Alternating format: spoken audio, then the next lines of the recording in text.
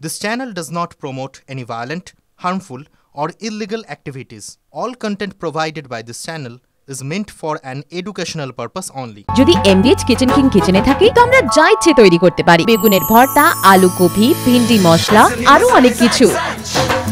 MBH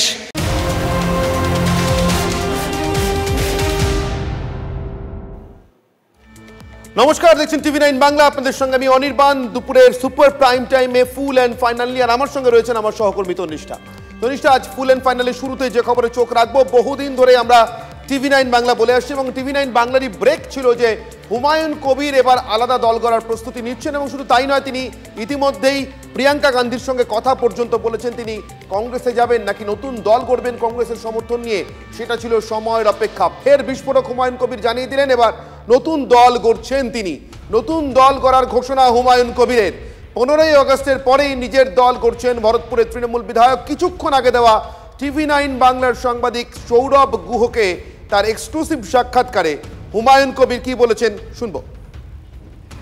আমি শুধু দলটা যেটা করব সেটা শুধু মুর্শিদাবাদ কেন্দ্রিক করব না, মুর্শিদাবাদ, মালদা, উত্তর দিনাজপুর, পাশে নদিয়ার একটা অংশ, এক কথায় 50টা 52টা বিধানসভা সিট নিয়ে আমি দলটা করব।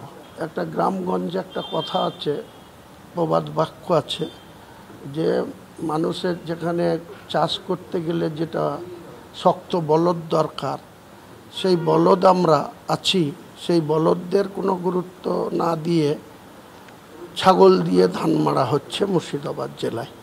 তো সেই বলদদের পক্ষে লোক আছে না ছাগলদের পক্ষে লোক আছে মুর্শিদাবাদ জেলায়, সেটা একবার এনাদেরকে চাক্ষুষ করানোর দরকার আছে। আপনি কি তৃণমূল কংগ্রেসের মুসলিম ভোট ব্যাংক ভাঙতে চাইছেন? মুসলিম ভোট ভাঙতে চাইছি না। তৃণমূল কংগ্রেসের নেত্রী ক্ষমতায় আসবে, নেত্রী চতুর্থবারের জন্য মুখ্যমন্ত্রী হবেন, কিন্তু আমি নেত্রীকে এটা অবগত করানোর জন্য আমি দলটা করব যে আমি নেত্রীর, আমার মতন লোকের, আমরা যারা জিতে আসব তাদের মতো লোকের দরকার হবে না। নেত্রী একাই 100, কিন্তু নেত্রীর ক্ষমতা রেখেই কিছু, আগেই বললাম, ছাগল দিয়ে যে ধান মারা হচ্ছে মুর্শিদাবাদ, মালদা, দিনাজপুর, সেই সব জায়গার যোগ্য ভোটাররা যাতে যোগ্য সম্মান পায় নেত্রীর কাছে, তার উন্নয়নের ঠিকমতো ইচ্ছা পায় বা অংশ পায়, সেটা মানে তাদের দাবিকে অগ্রাধিকার দেওয়ার জন্যই আমি এটা করব। আর এই মুহূর্তে আমার সঙ্গে রয়েছেন সৌরভ গুহ, আমাদের প্রতিনিধি, যে সৌরভকেই এই এক্সক্লুসিভ সাক্ষাৎকার দিয়েছেন হুমায়ুন কবির। সৌরভ, আমি এবং তনিষ্ঠা, আমি অনির্বাণ এবং তনিষ্ঠা তোমার সঙ্গে রয়েছি নিউজ এই মুহূর্তে স্টুডিও থেকে। তোমার কাছে আমার জানতে চাওয়া সৌরভ, হুমায়ুন কবির একটা সমীক্ষা করছেন জানিয়েছিলেন আমাদেরকে, তোমাকেই সম্ভবত বলেছিলেন। সেই সমীক্ষা কি তার শেষ হলো? তিনি বলেছিলেন তিনি বিশেষ করে সংখ্যালঘুরা বেশি সংখ্যায় আছেন, সংখ্যালঘু ভোট প্রভাবিত করতে পারে এমন আসনগুলিতে তিনি সমীক্ষা চালাচ্ছেন আলাদা করে দলের বাইরে। সৌরভ,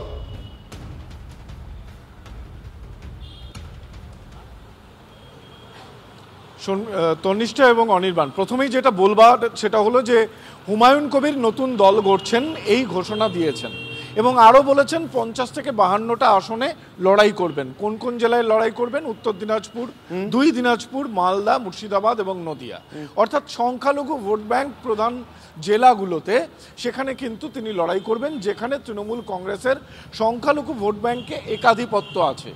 সত্যি যদি শেষমেশ তিনি দল গড়েন 15 তারিখের পর, যে সার্ভের কথা তিনি বলেছিলেন, যে সার্ভে তিনি করেছেন, সমীক্ষা তিনি করেছেন, তিনি এর আগে বিজেপির টিকিট নিয়ে মুসলিম প্রার্থী হয়েও 2.5 লক্ষ ভোট পেয়েছিলেন মুর্শিদাবাদ লোকসভা কেন্দ্রে। এই মানুষের জনসংযোগের উপর দাঁড়িয়ে স্থানীয় সৌরভ, আমার সঙ্গে থাকো সৌরভ। এই মুহূর্তে জয়প্রকাশ মজুমদার, তৃণমূল কংগ্রেস নেতা, আমার সঙ্গে রয়েছেন। জয়প্রকাশ বাবু, হুমায়ুন কবির যে সমীক্ষার কথা বলেছিলেন দলের বাইরে গিয়ে, অর্থাৎ দল থেকে আলাদা হয়ে যে সমীক্ষা তিনি করেছেন, সংখ্যালঘুরা প্রভাব ফেলেন এমন আসনগুলিতে, এবং সেই সমীক্ষা তিনি শেষ করেছেন, তার শেষ হয়েছে এবং তারপরে তার ঘোষণা তিনি এবার আলাদা দল করতে চলেছেন। বিশেষ করে সংখ্যালঘু প্রধান যে আসনগুলো, এমন 5টা জেলার 50টা আসনে তিনি প্রার্থী দেবেন আলাদা করে তার দল গড়ে। জয়প্রকাশবাবু, আপনাদের প্রাথমিক প্রতিক্রিয়া। দেখুন, বাংলায় একটা সাধারণভাবে কথা আছে, পিপিলিকার পাখা ওঠে মরিবার তরে। তো এইরকম অনেকেরই এই রাজনীতিবিদদের মধ্যেও হয়। কারোর তো ইচ্ছে হলে সে করতেই পারে, নতুন দল চেষ্টাও করতে পারে, বিশেষ করে যখন বিজেপি পেছন থেকে টাকা পয়সা দিয়ে সাহায্য করে। কিন্তু লাভের লাভ কি হবে সেটা সাধারণভাবে একটুখানি ভাবলেই বোঝা যায় যে সামনের দিনে দেখবেন মিলিয়ে গেছেন যে পশ্চিমবঙ্গে এইরকম ভাবে রাজনীতি করা যায় না, মানুষের সমর্থনও পাওয়া যায় না। সুতরাং বিজেপির থেকেই অর্থ পাচ্ছেন নিশ্চিত হচ্ছেন কিভাবে জয়প্রকাশবাবু? তার কারণ এর আগে আমি একবার তাকে সরাসরি জিজ্ঞাসা করেছিলাম, প্রিয়াঙ্কা গান্ধীর সঙ্গে আপনার কথা হয়েছে? তিনি স্বীকার করেছিলেন হ্যাঁ তিনি প্রিয়াঙ্কা গান্ধীর সঙ্গে কথা বলেছেন, প্রিয়াঙ্কা গান্ধীকে টেলিফোন করেছিলেন। অর্থ তো অন্য কোনো দল থেকেও আসতে পারে। দেখুন, কংগ্রেসের আজকে সেই রকম আর্থিক অবস্থা আছে বলে আমার মনে হয় না। তারা পশ্চিমবঙ্গের তাদের যে রাজ্য দল তাদেরকেই তারা কোনো রকম সাহায্য করতে পারছেন না। আর একটা নতুন ভেঙে ওঠা, উনি যদি কংগ্রেসে জয়েন করতেন একটা আলাদা কথা, নিজের নতুন দল করছেন, তাকে কংগ্রেসের দায় পড়েনি তাকে অর্থ দিয়ে সাহায্য করার, যেখানে তাদের নিজেদের এখানকার প্রদেশ কংগ্রেসের অর্থকরী সাহায্যের প্রয়োজন। কিন্তু বিজেপির প্রচুর অর্থ, বিজেপির ফেলে ছড়িয়ে অর্থ নষ্ট করার মতন তাদের সামর্থ্য আছে। তাই জন্যই তারা চেষ্টা করছে এরকম ভাবে খুচরো খুচরো কয়েক জায়গায়, নিজেদের তো জায়গা নেই বিজেপির, যদি কাউকে দিয়ে কিছু তাদের স্বার্থ সিদ্ধি হয়। কিন্তু এতে কোনো রকম স্বার্থ সিদ্ধি হওয়ার সম্ভাবনা নেই। মানে বিজেপির কাছ থেকে পয়সা হয়তো পাবেন, কিন্তু তার সমূলে রাজনৈতিক ভাবে কোনো রকম প্রাসঙ্গিক ব্যাপার হয়ে উঠবে না। ধন্যবাদ জয়প্রকাশবাবু আমাদের সঙ্গে আপনার প্রতিক্রিয়া শেয়ার করবার জন্য। অধীর রঞ্জন চৌধুরী, প্রাক্তন প্রদেশ কংগ্রেস সভাপতি এবং লোকসভার প্রাক্তন বিরোধী দলনেতা আমার সঙ্গে রয়েছেন। অধীর রঞ্জন বাবু, হুমায়ুন কবির আলাদা দল গড়তে চলেছেন। কিছুক্ষণ আগে TV9 বাংলাকে দেওয়া তার এক্সক্লুসিভ সাক্ষাৎকারে জানিয়েছেন উত্তরবঙ্গের 5টি জেলা বিশেষ করে তার টার্গেট এবং তার 50টি আসন যেখানে সংখ্যালঘুরাই ভোটের নিয়ন্ত্রক বা তারাই প্রভাবান্বিত করেন ভোটের ফলকে। অধীরবাবু, আপনার প্রতিক্রিয়া। কেউ সংখ্যালঘু হওয়া মানে সংখ্যালঘু তাকে ভোট দেবে এটা ভাবার কোনো কারণ নেই। মমতা ব্যানার্জি ছেলেটাকে ব্যবহার করে ছুঁড়ে ফেলেছে আর কি।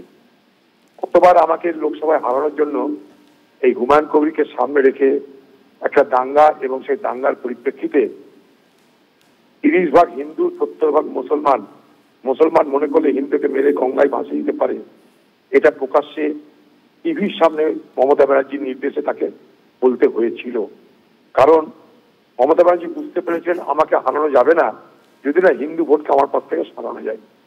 দাঙ্গার নাম করে হিন্দুদের মধ্যে ভয় ধরিয়ে দিয়ে মমতা ব্যানার্জির যারা টিম, মমতা ব্যানার্জির যে এজেন্সি, সেই এজেন্সি হিন্দুদের মধ্যে প্রচার করতে আরম্ভ করলো যে সময় এসেছে হিন্দুরা সব এক হও, কারণ বহরমপুর শহরে হিন্দুরা এক হলে বিজেপি জিতবে।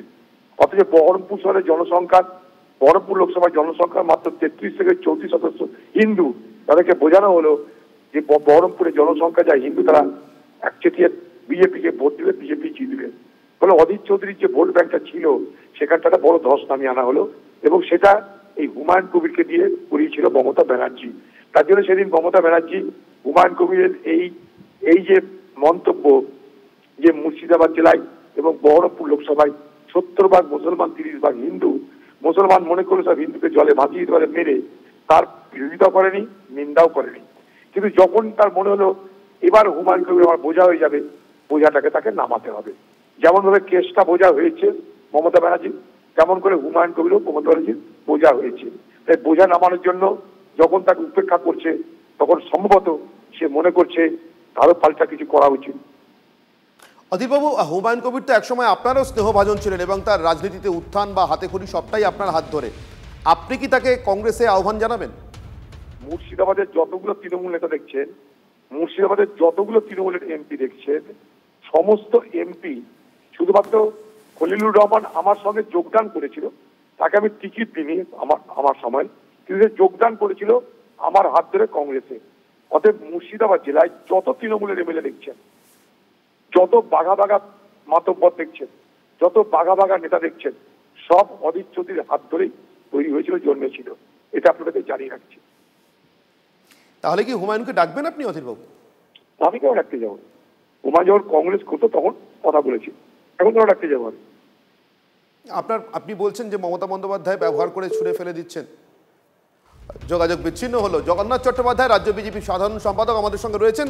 জগন্নাথবাবু, হুমায়ুন কবির আলাদা দল করছেন এবং সে দলের প্রথম টার্গেট সংখ্যালঘু প্রধান এমন 5টা জেলার 50টা আসনে, বিধানসভা আসনে সামনের বিধানসভা নির্বাচনে প্রতিদ্বন্দ্বিতা করা। আপনাদের প্রতিক্রিয়া? দেখুন, এ নিয়ে তৃণমূল কংগ্রেসের তো পশ্চিমবঙ্গের মুসলমান ভোট নিয়ে একটি পলিসি আছে। সেই পলিসি হচ্ছে তারা মুসলমান সমাজকে দুধেল গায়ে মনে করে, অর্থাৎ তারা দুধ দেয়, এন ব্লক ভোট দেয়, তাতে তাদের লাথি খাবে। কিন্তু হুমায়ুন কবিরের ক্ষেত্রে মনে হয় লাথির জোর বেশি হয়ে যাচ্ছিল, তাই হুমায়ুন কবিরের দুধ এখন ছাড়তে হচ্ছে। হুমায়ুন কবিরের থেকে বা হুমায়ুন কবিরের সাঙ্গপাঙ্গদের থেকে দুধ খাওয়াটা ছাড়তে হচ্ছে, কারণ লাথির জোর বেশি হয়ে যাচ্ছিল। অদূর ভবিষ্যতে তৃণমূল কংগ্রেসে গত 15 বছরের রাজনীতিতে যে মুসলিম আইডেন্টিটি পলিটিক্স জন্ম দিলেন মুখ্যমন্ত্রী মমতা বন্দ্যোপাধ্যায়, তার খেসারত মমতা বন্দ্যোপাধ্যায়কে দিতে হবে। অদূর ভবিষ্যতে দেখুন, সিদ্দিকুল্লাহ চৌধুরী আলাদা দল করবেন, এই কাসেম সিদ্দিকেরা আলাদা দল করবেন, এবং আমাদের তো মনে হয় পরবর্তীকালে ববি হাকিমও আলাদা দল করবেন। কারণ প্রত্যেকেই একটু আগে জয়প্রকাশ মজুমদারের সঙ্গে কথা হচ্ছিল জগন্নাথবাবু, তিনি বলছিলেন বিজেপি অর্থ দিয়ে হুমায়ুন কবিরকে সাহায্য করছে আলাদা দল তৈরি করতে। রাজ্য সরকারের কাছে তো সমস্ত সাধন আছে, সমস্ত তদন্তকারী সংস্থা আছে, তো সেটা বার করুন প্রকাশ্যে, মুখে বললে তো হবে না। হুমায়ুন কবির আসলে প্রমাণ করে দিয়েছেন যে মমতা বন্দ্যোপাধ্যায় বা তৃণমূল কংগ্রেসের আমলে মুসলমানরা আসলে অসুরক্ষিত। যে ইস্যুসগুলো উনি তুলছিলেন, এবং আমরা ওর চরম বিরোধী। যে হুমায়ুন কবির বলে ভাগীরথীতে 70% আমরা এখানে রয়েছি, মানে মুর্শিদাবাদে 30% হিন্দুকে কেটে ভাসিয়ে দেবো, আমরা এমন ভয়ঙ্কর বস্তু নিয়ে আমরা কখনো কোনো কিছু করতে যাব না। আমাদের লড়াই এই মৌলবাদ, এই আগ্রাসী মনোভাব, তার বিরুদ্ধেই আমাদের লড়াই, তার বিরুদ্ধেই সনাতনী হিন্দু বাঙালি জাগরণের মাধ্যমে পশ্চিমবঙ্গে বিজেপির সরকার প্রতিষ্ঠার লড়াই। তাই আমরা কোনোভাবেই তৃণমূল কংগ্রেস যেটা বলার চেষ্টা করছে তার সঙ্গে কোনোভাবেই আমাদের মিলছে না আর কি ওই তত্ত্বটা। এখন তৃণমূলের হাত থেকে এই ধরনের একটি লোক বেরিয়ে যাচ্ছে বলে তারা এখন উল্টো পাল্টা বকা শুরু করেছে। ধন্যবাদ জগন্নাথবাবু। জগন্নাথ চট্টোপাধ্যায় রাজ্য বিজেপির সাধারণ সম্পাদক আমাদের সঙ্গে ছিলেন, আমাদেরকে প্রতিক্রিয়া জানাচ্ছিলেন। হুমায়ুন কবির, আপনাদেরকে আরো একবার জানিয়ে রাখি, ভরতপুরের তৃণমূল কংগ্রেসের বিধায়ক। তিনি দল ছাড়বেন করছিলেনই, দল ছাড়তে পারেন বলছিলেনই, কিন্তু এবার স্পষ্ট ঘোষণা করে দিলেন। TV9 বাংলার সাংবাদিক সৌরভ ঘোষকে দেওয়া তার এক্সক্লুসিভ সাক্ষাৎকারে জানিয়ে দিলেন তিনি দল ছাড়ছেন। শুধু না, তিনি নতুন দল গড়ছেন, যে দল 5টা জেলার 50টা বিধানসভা আসনে সামনের নির্বাচনে প্রতিদ্বন্দ্বিতা করবে। যে আসনগুলিতে সংখ্যালঘুরাই ঠিক করে দেন কে জিতবে বা কে হারবে, বা সংখ্যালঘুদের ভোটার সংখ্যার উপরে সেটা নির্ভর করে। কি বলেছেন আমাদেরকে দেওয়া এই এক্সক্লুসিভ সাক্ষাৎকারে হুমায়ুন, আরেকবার শোনাবো। আমি শুধু দলটা যেটা করব সেটা শুধু মুর্শিদাবাদ কেন্দ্রিক করব না, মুর্শিদাবাদ, মালদা, উত্তর দিনাজপুর, আছে নদিয়ার একটা অংশ, এক কথায় 50টা-52টা বিধানসভা সিট নিয়ে আমি দলটা করব। একটা গ্রামগঞ্জে একটা কথা আছে, প্রবাদ বাক্য আছে, যে মানুষের যেখানে চাষ করতে গেলে যেটা শক্ত বলদ দরকার, সেই বলদ আমরা আছি, সেই বলদদের কোনো গুরুত্ব না দিয়ে ছাগল দিয়ে ধান মারা হচ্ছে মুর্শিদাবাদ জেলায়। তো সেই বলদদের পক্ষে লোক আছে না ছাগলদের পক্ষে লোক আছে মুর্শিদাবাদ জেলায়, সেটা একবার এনাদেরকে চাক্ষুষ করানোর দরকার আছে। আপনি কি তৃণমূল কংগ্রেসের মুসলিম ভোট ব্যাংক ভাঙতে চাইছেন? মুসলিম ভোট ভাঙতে চাইছি না। তৃণমূল কংগ্রেসের নেত্রী ক্ষমতায় আসবে, নেত্রী 4র্থবারের জন্য মুখ্যমন্ত্রী হবেন, কিন্তু আমি নেত্রীকে এটা অবগত করানোর জন্য আমি দলটা করব যে আমি নেত্রীর, আমার মতন লোকের, আমরা যারা জিতে আসব তাদের মতো লোকের দরকার হবে না। নেত্রী একাই 100, কিন্তু নেত্রীর ক্ষমতা রেখেই কিছু, আগেই বললাম, ছাগল দিয়ে যে ধান মারা হচ্ছে মুর্শিদাবাদ, মালদা, দিনাজপুর, সেই সব জায়গার যোগ্য ভোটাররা যাতে যোগ্য সম্মান পায়, নেত্রীর কাছে তার উন্নয়নের ঠিকমতো ইচ্ছা পায় বা অংশ পায়, সেটা মানে তাদের দাবিকে অগ্রাধিকার দেওয়ার জন্যই আমি এটা করব।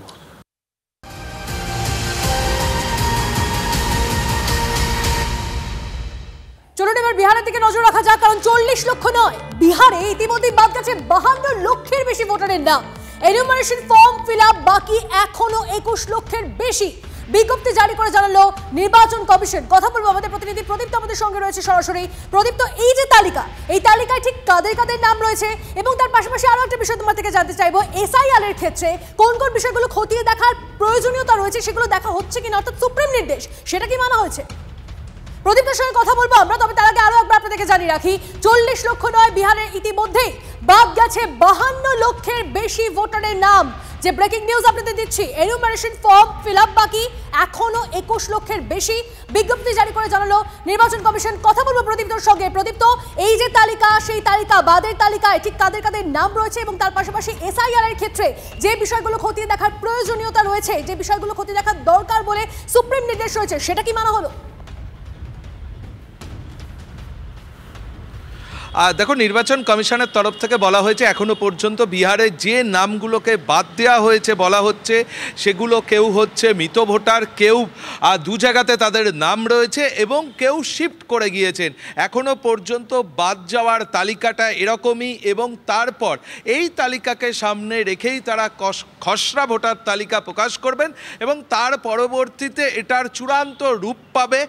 যদিও বিরোধীরা যে অভিযোগ করছেন তা হলো বিহারের নির্বাচন আর কয়েক দিনের মধ্যে, কয়েক মাসের মধ্যে হওয়ার কথা, তার আগে কিভাবে এই খসড়া তালিকার পর চূড়ান্ত তালিকা প্রকাশ করা হবে তা নিয়েই মূলত প্রশ্ন তুলছেন বিরোধীরা। এবং বিহারের ক্ষেত্রে অন্যতম গুরুত্বপূর্ণ রাজনৈতিক দল আরজেডি, তারা সুপ্রিম কোর্টে যাবে, এবং ইতিমধ্যেই নির্বাচন কমিশনের তরফ থেকে জানিয়ে দেওয়া হয়েছে যে আধার কার্ড, রেশন কার্ড এবং এপিক বা ভোটার কার্ডের কথা যেটা বলা হয়েছিল সুপ্রিম কোর্টের তরফ থেকে নথি হিসাবে ব্যবহার করার জন্য, তারা এটা স্পষ্ট করে দিয়েছে যে তারা এটা মানবে না। এখন দেখার বিষয় যে দিন কয়েকের মধ্যে সুপ্রিম কোর্টে 28শে জুলাই যে মামলার শুনানি রয়েছে, সেই শুনানিতে ঠিক কী বিষয়টি সামনে আসে, এবং তার পাশাপাশি বিরোধীরা কথাও বলছে যে গোটা বিষয়টা বিচারাধীন, এর মধ্যে কিভাবে খসড়া তালিকা প্রকাশ করা হতে পারে তা নিয়েও তারা প্রশ্ন তুলছে। খুব স্বাভাবিকভাবেই এটা দেশের রাজনীতিতে এই মুহূর্তে অন্যতম চর্চিত বিষয়, এবং যেটা জানা যাচ্ছে তা হলো বিহারের পর পশ্চিমবঙ্গ, তামিলনাড়ু, আসাম, কেরল এবং পন্ডিচেরির বিধানসভা নির্বাচন রয়েছে। সেই কারণেই বিহারের এই ভোটার তালিকার বিশেষ সংশোধন নিয়ে রীতিমতো উত্তাল হয়ে উঠেছে আজকে সংসদ। রীতিমতো উত্তাল আজকে সংসদ। ভোটার তালিকা, বিহারের ভোটার তালিকার এই বিশেষ সংশোধন নিয়ে আজও উত্তাল সংসদ। সংসদে আলোচনা চেয়ে প্রস্তাব বিরোধীদের, স্পিকার খারিজ করে দেওয়া সে প্রস্তাব, তুমুল হট্টগোল শুরু হয়। দফায় দফায় মুলতবি সংসদের দুই কক্ষ। বিজেপির কথায় ভোটবন্দি করছে নির্বাচন কমিশন, এমনই অভিযোগ কংগ্রেসের। বিজেপির অফিস থেকে নির্বাচন কমিশন পরিচালিত হচ্ছে, তো তৃণমূলের গণতন্ত্র রক্তাক্ত হচ্ছে, আদালতে দেখা হবে হুঁশিয়ারি আরজেডির। বিরোধীরা চায় না ভোটার তালিকা স্বচ্ছ হোক, পাল্টা বিজেপি। কথা বলবো আমাদের প্রতিনিধি জ্যোতির্ময় কর্মকারের সঙ্গে। জ্যোতির্ময়, যেটা কথা হয়েছিল অপারেশন সিঁদুর নিয়ে আলোচনা হবে, লোকসভায় এত ঘন্টা, রাজ্যসভায় এত ঘন্টা, সেসব হঠাৎ ঘেটে ঘুটে গিয়ে বিহার সামনে চলে এলো। বিহার নিয়ে আলোচনার দাবিতে বিরোধীরা বিক্ষোভ দেখাতে শুরু করলেন। তারা কি অপারেশন সিঁদুর নিয়ে আলোচনা চান না, বা সেটাকে আর এতটা গুরুত্বপূর্ণ মনে করছেন না? দেখো, ইন্ডিয়া জোটের গত শনিবার যে বৈঠক হয়েছিল তাতে প্রথম প্রায়োরিটি হিসেবে পেহেলগাম হামলা এবং অপারেশন সিঁদুর এবং বিদেশ নীতি অর্থাৎ ট্রাম্পের ইন্টারভেনশন নিয়ে আলোচনা চাওয়া হবে বলা হয়েছিল। অধিবেশন শুরুর প্রথম দিনই সরকার এই দাবি মেনে নিয়েছে, এবং বিজনেস অ্যাডভাইজারি কমিটির বৈঠকে ঠিক হয়ে গিয়েছে যে পরের সপ্তাহে যখন প্রধানমন্ত্রী দেশে ফিরে আসবেন সেই সময় থেকে এই বিষয় নিয়ে আলোচনা হবে। ফলত এই ইস্যুতে আপাতভাবে শাসক এবং বিরোধীদের মধ্যে কোনো সংঘাত নেই। ইন্ডিয়া জোটের বৈঠকে দ্বিতীয় ঠিক হওয়া ইস্যু ছিল বিহারের এসআইআর, এবং তখনই ঠিক করা হয়েছিল যে এই ইস্যুতে সারা প্রত্যেকটা অধিবেশনের প্রত্যেক দিনই সরবভাবে বিরোধীরা, এবং যতক্ষণ পর্যন্ত না লোকসভা এবং রাজ্যসভায় এ নিয়ে নিয়ে আলোচনা হচ্ছে ততক্ষণ পর্যন্ত তারা লাগাতার তাদের এই দাবি চালিয়ে যাবেন। এবং আমরা গতকালও দেখেছি যে ইন্ডিয়া জোটের তরফ থেকে কংগ্রেস, তৃণমূল, সিপিএম সহ ডিএমকে অর্থাৎ প্রত্যেকটা ইন্ডিয়া জোটের সদস্য দল তারা একেবারে সংসদ চত্বরে বিক্ষোভ দেখিয়েছে। আজকেও সেই একই ছবির পুনরাবৃত্তি হয়েছে, যেখানে এখানে তোমার কাছে আমার প্রশ্ন, এই যে নির্বাচন কমিশনের দ্বারা পরিচালিত এই যে ভোটার তালিকা সংশোধন বিহারে, সেটা বিহারেই হোক এবং বিরোধীদের আশঙ্কা মেনে যদি ভবিষ্যতে পশ্চিমবঙ্গ সহ অন্যান্য রাজ্য হয়, অসম বা অন্যান্য রাজ্যে, সেটা তো করছে নির্বাচন কমিশন। নির্বাচন কমিশন তো কেন্দ্রীয় সরকার পরিচালিত কোনো মন্ত্রকের আওতায় আসে না, তারা স্বাধীন একটি সংস্থা। এর বিরুদ্ধে ইতিমধ্যে সুপ্রিম কোর্টে মামলা পর্যন্ত করে রেখেছেন বিরোধীরা। তাহলে সংসদে তারা কি আলোচনা করতে চান? এই আলোচনা শুনে তাদের যে ক্ষোভ বা তাদের যে বিক্ষোভ, তাদের যে আপত্তি, তার মীমাংসা সংসদে তো হওয়া সম্ভব নয়। দেখো, জনমানুষের যে বার্তাটা প্রতিষ্ঠা করার চেষ্টা এই মুহূর্তে চলছে, বা গত 2024-এর লোকসভা নির্বাচনেও আমরা যে প্রচারটা দেখেছিলাম যে প্রত্যেকটা সাংবিধানিক প্রতিষ্ঠানকে সরকার তাদের নিজেদের অঙ্গুলি হেলনে কাজে লাগাচ্ছে, এবং যেখানে প্রথম অভিযোগের আঙুলটা ছিল নির্বাচন কমিশনের দিকে। স্বাভাবিকভাবেই যে এসআইআরের সিদ্ধান্ত, সেই সিদ্ধান্ত যে আদতে সরকারের সিদ্ধান্ত, যে কথা মমতা বন্দ্যোপাধ্যায় এর আগে বলেছেন যে এসআইআরের মাধ্যমে আদতে ঘুরপথে এনআরসি করা হচ্ছে, মমতা বন্দ্যোপাধ্যায়ের সেই বক্তব্যে মান্যতা দিয়েছে অন্যান্য বিরোধী দলগুলিও। স্বাভাবিকভাবেই আক্রমণের অভিমুখে কিন্তু রয়েছে মূলত সরকার, এবং এক্ষেত্রে কমিশনকে তারা দুষছেন কিন্তু মূল আক্রমণের অভিমুখ সরকারের দিকে। সেই কারণেই বারবার সংসদ উত্তাল হচ্ছে। ধন্যবাদ, আপাতত তোমাকে ধন্যবাদ জ্যোতির্ময়। আমরা শুনে নেব এই প্রসঙ্গে গৌরব গগৈ, কল্যাণ বন্দ্যোপাধ্যায় সহ বিরোধীরা কি বলেছেন আজকে। अगर चुनाव आयोग अगर इस प्रकार की वोट बंदी का काम बिहार में कर रहा है तो सिर्फ और सिर्फ इसके पीछे प्रधानमंत्री नरेंद्र मोदी जी और गृह मंत्री अमित शाह जी का अनुमति के पश्चात ही हो सकता है। तो हम चाहेंगे कि सदन के अंदर प्रधानमंत्री मोदी जी आएं और एसआईआर के चर्चा पे भाग लें और हमें सरकार स्पष्ट रूप से बताए कि ऑपरेशन सिंदूर पर किस तारीख पर चर्चा होगी और एसआईआर को लेके किस तारीख पर चर्चा होगी। The way the election commission is doing this special revision of the electoral roll at Bihar and the West Bengal, this is the most unfortunate and unconstitutional. The ration card, how can it then only election commission will act on the basis of a mucheleka? This is signed by the Bharatiya Janata Party office. Only these persons will be allowed to remain in the electoral roll if Bharatiya Janata Party certifies and give it to the election commission. only in that. Total body, this constitutional body has been made politicized by the election commissioner. सीधी बात है, जो कहना है वो यहाँ कह रहे हैं, न्यायालय में कहेंगे, और ये कहेंगे किसी पार्टी के इशारे पे जब इस प्रकार की बेदखली की परियोजना चलाते हैं तो इतिहास भुगतेगा, लोकतंत्र लहूलुहान होगा। তৃণমূল এবং সিপিআইএম একই অঙ্গে এত রূপ এরা দেখিয়ে ফেলেছেন যে মানুষ এদের প্রত্যাখ্যান করেছে। আজকে সিপিএম, কংগ্রেস এবং তৃণমূল অস্বচ্ছতার দাবিতে ভোটার লিস্টকে স্বচ্ছ করা হবে, রোহিঙ্গা মুক্ত করা হবে, বাংলাদেশি মুসলিম অনুপ্রবেশকারী মুক্ত করা হবে, ভুয়ো ভোটার মুক্ত করা হবে, তার বিরুদ্ধে একসঙ্গে ধর্ণা দিচ্ছে। চমৎকার।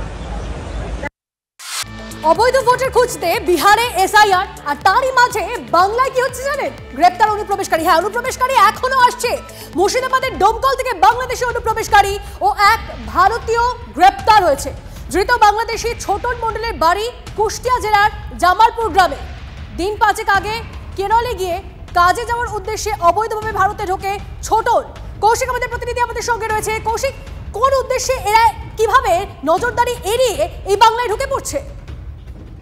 দেখো, একদমই দেখো, এই যে এখন যে মৌসুম, সেই মৌসুমে কিন্তু পাট চাষ হয় সীমান্ত এলাকায়, সেখানে কোনো কাঁটা পান না থাকায় সেই পাটের ক্ষেতের মধ্য দিয়ে কিন্তু অবাধে বাংলাদেশিরা অনুপ্রবেশ করে ভারতবর্ষে, এবং সেখানে অনুপ্রবেশ করার উদ্দেশ্য ছিল পরিযায়ী শ্রমিকের কাজের জন্য, এবং সেখানে কেরালায় যেত ঢালাইয়ের কাজ করার জন্য। সেটি নিজের মুখে বলেছেন ওই যে বাংলাদেশি অনুপ্রবেশকারী, সেই বাংলাদেশি অনুপ্রবেশকারী। এবং যেভাবে একের পর এক বাংলাদেশি অনুপ্রবেশকারী গ্রেপ্তারের ঘটনা ঘটছে, সেখানে যেমন চিন্তিত পাচ্ছে, এবং এই বাংলাদেশি অনুপ্রবেশকারী নিয়ে, পরিযায়ী শ্রমিক নিয়ে কিন্তু একটা রাজনৈতিক চাপানুতর চলছে। তারই মাঝে কিন্তু এই বাংলাদেশি অনুপ্রবেশকারী যে পরিযায়ী শ্রমিকের কাজের উদ্দেশ্যে রওনা দিয়েছিল, সেখানে কিন্তু আরো রাজনৈতিক চর্চা বাড়বে বলে মনে করছে। তবে মুর্শিদাবাদের বিভিন্ন সীমান্ত এলাকা, সব 125 কিলোমিটারের বেশি সীমান্ত এলাকা রয়েছে, কিন্তু অধিকাংশ জায়গায় নেই কাঁটাতার। সেই কাঁটাতার না থাকার সুবাদে এরকম অনুপ্রবেশ করেছিল। ধন্যবাদ। এদিকে ফের বাংলার বাসিন্দাকে এনআরসির নোটিশ পাঠানোর অভিযোগ অসম সরকারের বিরুদ্ধে। নথি দেখে তোপ মুখ্যমন্ত্রী। বাংলার বিষয়ে অসম কি করে হস্তক্ষেপ করে? হেমন্ত বিশ্ব শর্মার সরকারকে নিশানা মমতা বন্দ্যোপাধ্যায়। সীমারেখা লঙ্ঘন করছে অসমের বিজেপি সরকার, আক্রমণে বাংলার মুখ্যমন্ত্রী। আলিপুরদুয়ারের একজনের কাছে অঞ্জলিশীল নৃত্যশীল স্বামী। আসাম গভর্নমেন্ট থেকে ফরেনার্স ট্রিব্যুনাল কোকরাঝড় বাংলার ব্যাপারে আসাম কি করে হস্তক্ষেপ করে? এটা শুধু আনএথিক্যালি নয়, আনকনস্টিটিউশনাল, ইললিগাল, এবং ওরা কিন্তু সীমারেখা লঙ্ঘন করছেন। আমি ডাবল ইঞ্জিন সরকারকে, বিজেপিকে বলবো, নিজেদের চরকায় তেল দিন।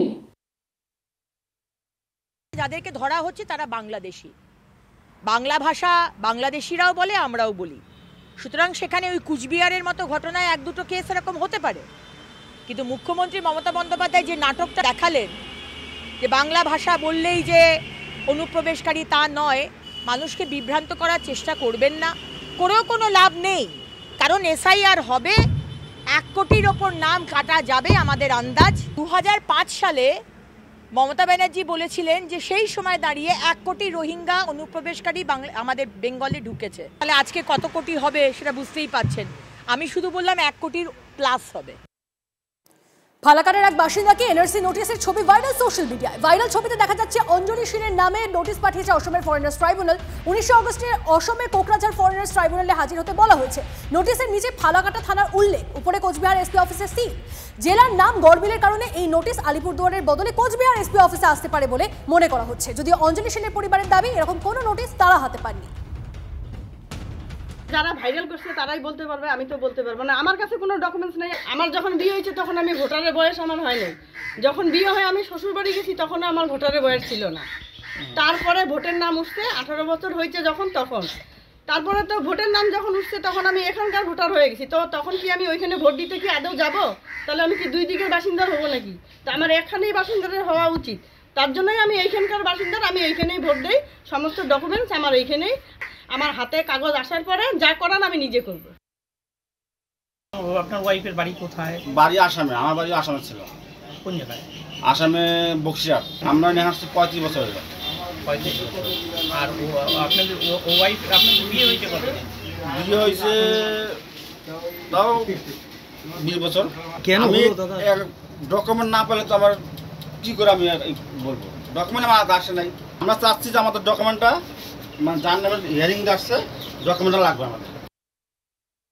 আমার সন্দেহ হচ্ছে যে চিঠিটা কি আদৌ এসেছে নাকি সেটা একটা বানানো চিঠি। কারণ এখনো পর্যন্ত আমি যতদূর জানি, যাকে নিয়ে এত কর্মকাণ্ড তার কাছে কিন্তু চিঠি পৌঁছায়নি।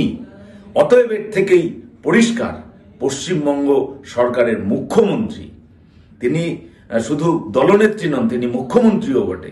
তিনি মুখ্যমন্ত্রী হয়ে এই বিষয়টি নিয়ে রাজনীতি করছেন। বছর ঘুরলেই রাজ্যে বিধানসভা নির্বাচন, তার আগেই আম জনতার সমস্যা মেটাতে নতুন প্রকল্প ঘোষণা করলেন মুখ্যমন্ত্রী। আমাদের পাড়া আমাদের সমাধান প্রকল্পে বুথবাড়ি ক্যাম্প করে মানুষের সমস্যা শুনবে সরকারি কর্মীরা। বুথ পিছু 10 লক্ষ টাকা করে 80,000 বুথের জন্য 8,000 কোটি টাকা বরাদ্দ নবান্ন।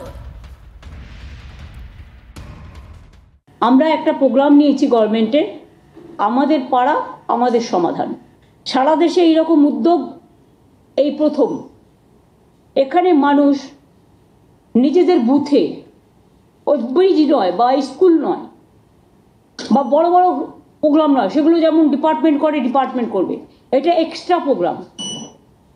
গ্রামে ছোট ছোট সমস্যা থাকে, সেটা আমাদের সরকারি অফিসাররা শুনবেন।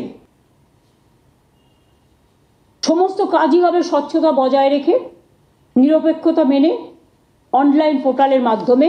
কিন্তু মানুষ নিজের সমস্যা নিজে জানাতে পারে, নিজের কাগজ নিজে জমা দিতে পারে। আমাদের অফিসাররা তাদের সাথে আলোচনা করবে। 3টে বুথ নিয়ে একদিন করে ক্যাম্প হবে পাড়ায় পাড়ায়, মানে 3টে বুথ নিয়ে। আমাদের 80,000 বুথ আছে। এবং এখান থেকে কথাগুলো শোনার পরে এটা করতে 2 মাস সময় লাগবে, কারণ একটা বুথ থেকে আরেকটা বুথে যাবে, একটা বুথ থেকে আরেকটা বুথে যাবে, এবং একদিন করে প্রত্যেকটা বুথে তারা সারাদিন থাকবে। একটা বুথের জন্য আমরা এর জন্য ছোট ছোট কাজ করার জন্য 10 লক্ষ টাকা করে স্যাংশন করব। তার মানে এখানে প্রায় 8,000 কোটি টাকার উপর সরকারের খরচা হবে। এটা শুরু হবে 2 আগস্ট থেকে। এটা হচ্ছে রাজ্য স্তরে এর জন্য একটা টাস্ক ফোর্স হবে, তার দায়িত্বে থাকবেন চিফ সেক্রেটারি নিজেই, ওপর থেকে নয়।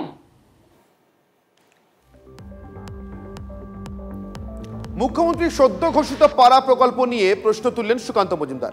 8,000 কোটি টাকা কোথায় পাবে সরকার? প্রশ্ন কেন্দ্রীয় মন্ত্রী। ভোটের আগে বুথে বুথে তথ্য জোগাড়ই আসল লক্ষ্য বলে অভিযোগ তৃণমূলের। মাফ করবেন, সুকান্ত মজুমদারের। তিনি অভিযোগ করছেন ভোটের আগে বুথে বুথে গিয়ে আসলে তথ্য জোগাড় করাটাই তৃণমূলের লক্ষ্য। এই কাজে নামানো হবে এজেন্সিকে, এমনটাই দাবি রাজ্য বিজেপির প্রাক্তন সভাপতি। পাড়াই সুকান্ত বলে আমার একটা প্রোগ্রাম চলতো আমার নিজের লোকসভাতে, এমনকি কয়েকটি আমি বাইরের লোকসভা যেখানে আমাদের এমপি নেই সেখানেও করেছিলাম। আমি 2-1টি প্রোগ্রাম শ্রীরামপুরের করেছিলাম। তো স্বাভাবিকভাবে সেখান থেকে তারা অনুপ্রাণিত হয়েছে কিনা জানা নেই, হলে পরে ভালো কথা। কিন্তু বিষয়টি হচ্ছে এর উদ্দেশ্য হচ্ছে 8,000 কোটি টাকার বাজেট বরাদ্দ করা হয়েছে, অর্থাৎ পার বুথে 10 লক্ষ টাকা করে তৃণমূল কংগ্রেস খরচ করবে। যদি আমরা সহজ ম্যাথামেটিক্যাল হিসেব করি তো 10 লক্ষ টাকা করে পার বুথে করার ক্ষমতা কি তৃণমূল কংগ্রেসের আছে বা তৃণমূল কংগ্রেসের সরকারের আছে? এবং এর উদ্দেশ্য হচ্ছে মানুষকেই প্রলোভন দিয়ে মানুষের ডেটা, তথ্য, ফোন নাম্বার এই সমস্ত কিছু জোগাড় করা এবং জোগাড় করে নিয়ে তা দিয়ে ভোটকে প্রভাবিত করা। এবং পুরোটাতে আইপ্যাককে এর মধ্যে নেওয়া হবে এবং আমার মনে হচ্ছে সম্ভবত ওয়েবেলকে এতে অংশগ্রহণ করা হবে, কারণ আমাদের কাছে যে খবর আছে যে আইপ্যাকের সমস্ত লোককে ওয়েবেলে কর্মচারী হিসেবে নিয়ে নেওয়া হয়েছে প্রায় 1 বছর আগে। দেখুন, ইতিমধ্যে বিরোধীরা সুর চড়াতে শুরু করেছেন। বিধানসভা ভোটের আগে নতুন প্রকল্প ঘোষণা মুখ্যমন্ত্রী। আমাদের পাড়া আমাদের সমাধান প্রকল্পে বুথবাড়ি ক্যাম্প করে মানুষের সমস্যা শুনবেন সরকারি কর্মীরা। দুয়ারে সরকার ফেল করেছে, তাই নতুন প্রকল্প, কটাক্ষ অর্জুন সিং। এখন দুয়ারে সরকার ফেল হয়ে গেছে, এখন দুয়ারে সরকার জায়গা উনি পাড়ায় সমাধান করবেন। কাকে দিয়ে সমাধান করবেন? এই তোলামূল টিএমসি কাউন্সিলররা, এই পঞ্চায়েত মেম্বাররা, উনি সব গল্প এখন মানুষ বুঝে গেছে, কোনো চিন্তা করার দরকার নেই। বাংলার মানুষ ওনাকে মিথ্যাশ্রী উপাধি দিয়ে এখান থেকে ঝেঁটে বিদায় করে পাড়ায় সমাধান করছেন। পাড়ায় সমাধান করলে জুতো পেটা করবে পশ্চিমবাংলা মানুষ ওনার পাড়ায় গিয়ে। দীক্ষা আমাদের প্রতিনিধি আমাদের সঙ্গে রয়েছে, সরাসরি দীক্ষার সঙ্গে কথা বলবো। দীক্ষা, এই প্রকল্প ঘোষণার পর থেকে আমরা দেখছি বিরোধীরা ইতিমধ্যে সুর চড়াতে শুরু করেছে। আমি তোমার থেকে একটু স্পষ্ট হওয়ার চেষ্টা করব যে দুয়ারে সরকারের পর এই যে পাড়ার সমাধান, সমস্যার সমাধান হবে, সেটা কিভাবে হবে, এই প্রকল্প, এই ক্যাম্প কিভাবে চলবে, সেটা তোমার থেকে জানার চেষ্টা করব, এবং সেটা আগামী বিধানসভা ভোটের জন্য কতটা ফলপ্রসূ হতে পারে সেটাও তোমার থেকে একটু জানবো। দেখো, মুখ্যমন্ত্রী গতকাল যখন সাংবাদিক সম্মেলন করেন তিনি প্রথমেই জানিয়ে দেন যে প্রশাসনিক কারণে তিনি সাংবাদিক সম্মেলন ডেকেছেন। 2011 সালে যখন তৃণমূল সরকার ক্ষমতায় আসে, আমরা যদি একটু পেছন ফিরে তাকাই, তখন কিন্তু মুখ্যমন্ত্রী বলেছিলেন তখন রাইটার্স বিল্ডিং নয়, তিনি নবান্ন থেকে সরকার পরিচালনা করবেন এবং তিনি সরকার কিন্তু সাধারণ মানুষের দোরগোড়ায় পৌঁছে যাবে, যেটাকে আমরা এআরএম বলি, অর্থাৎ অ্যাডমিনিস্ট্রেটিভ বা প্রশাসনিক বৈঠক। সেটা মুখ্যমন্ত্রী কিন্তু ঘুরে ঘুরে করেন এবং সেখানে প্রশাসনিক পরিষেবা দেন। কিন্তু আমরা দেখলাম 2020 ডিসেম্বর মাসে, তখন আমরা দেখলাম হঠাৎ করে দুয়ারে সরকার প্রকল্প নিয়ে আসা হলো এবং সেখানে একাধিক প্রকল্প, অর্থাৎ একাধিক যে প্রশাসনিক পরিষেবা সাধারণ মানুষকে দেওয়া হয় সেগুলো নিয়ে গিয়ে বসা হলো এবং একটা পার্টিকুলার সময়ের মধ্যে আবেদন করবেন এবং তারপর সেই আবেদনের ভিত্তিতে তাদেরকে পরিষেবা দেওয়া হতো। 2026-এর ভোট দোরগোড়ায় এসে পৌঁছে গেছে। দুয়ারে সরকারে মুখ্যমন্ত্রী যেটা বলেছেন বা সরকারি পরিসংখ্যান বলছে 10 কোটির মানুষ ইতিমধ্যেই লাভবান হয়েছেন। এখনও কিছু মানুষের বাকি, অর্থাৎ যদি আমরা ধরি যে আমাদের রাজ্যের জনসংখ্যা প্রায় 12 থেকে 13 কোটি যদি ধরে থাকি, 10% বলছেন কাজ হয়নি, সেটাও ডিসেম্বর মাসে হয়ে যাবে। তাহলে তার আগে হঠাৎ করে 2রা আগস্ট থেকে 2 মাসের জন্য আমাদের পাড়া আমাদের সমাধান কেন? অবশ্যই গতকাল যখন মুখ্যমন্ত্রী সাংবাদিক সম্মেলন করছেন তখন থেকে কিন্তু বিতর্ক শুরু হয়ে গিয়েছে। একদমই যেটা বিরোধীরা বলছেন যে পাড়ায় পাড়ায়, অর্থাৎ একটি বুথ, সব মিলিয়ে আমাদের পাড়া আমাদের সমাধান কতটা প্রভাব ফেলে আলটিমেটলি সেটার দিকে নজর থাকবে। ধন্যবাদ দীক্ষা। 80,000 গুণ 10 লক্ষ, 8,000 কোটি টাকা সাধ্যের একটা ব্যবস্থা। 25-75-এর ভাগ, এই ভাগটা শুধু নেতারা খাবে নাকি পাড়ার নেতারা খাবে, তাদের মধ্যে ডিস্ট্রিবিউট করা হবে, এই প্রকল্পের মুখ্য উদ্দেশ্য সেটাই। 8,000 কোটি টাকার একটা প্রকল্প, পঞ্চায়েত কি উঠে গেছে? পঞ্চায়েত কি উন্নয়নের কাজে অংশ নিতে পারছে না? তাহলে পঞ্চায়েত দিয়ে ফেল, এখন একটা লুঠেরা বাহিনী পাড়ায় সমাধান করবে। কারণ দিদিকে বলো ফেল, দুয়ারে সরকার ফেল, পাড়ায় সমাধান ফেল। এখন আমার পাড়ায় আমার তোলাবাজ বাহিনীকে দিয়ে দাপট দেখাল। এই মুহূর্তে তৃণমূল কংগ্রেস মুখপাত্র তন্ময় ঘোষ আমাদের সঙ্গে রয়েছেন, কথা বলবো তার সঙ্গে। তন্ময়বাবু, বিরোধীরা হয় দুর্নীতি, নতুন দুর্নীতির আশঙ্কা করছেন, না হলে আগের প্রকল্পগুলো দুয়ারে সরকার, দিদিকে বলো ইত্যাদি ব্যর্থ কিনা সে প্রশ্ন তুলছেন নতুন করে এই পাড়ায় সমাধান প্রকল্পের ঘোষণা শোনার পর। আপনাদের প্রতিক্রিয়া তন্ময়বাবু? প্রথম কথা হচ্ছে, যারা বলছেন আমি শুনছিলাম এখন, তারা সবেতেই ফেল।